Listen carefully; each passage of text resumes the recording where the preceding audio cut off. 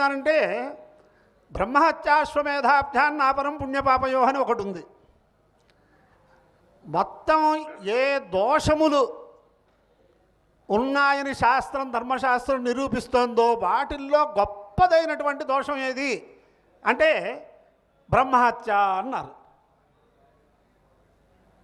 అలాగే పుణ్యకర్మంలో ఏది అత్యంత ఉత్కృష్టమైనటువంటి పుణ్యకర్మ ఏది అని మళ్ళీ ప్రశ్న చేశారు.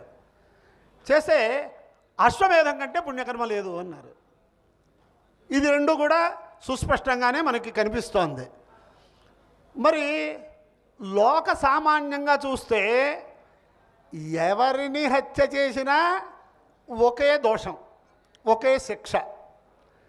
మరి శాస్త్రం బ్రహ్మహత్యకి ఎందుకు విశేషంగా గొప్పదిగా ఉపదేశం చేసి దాని నివృత్తి కోసం అనేక ఉపాయాలు చెప్పింది అనేది ఒక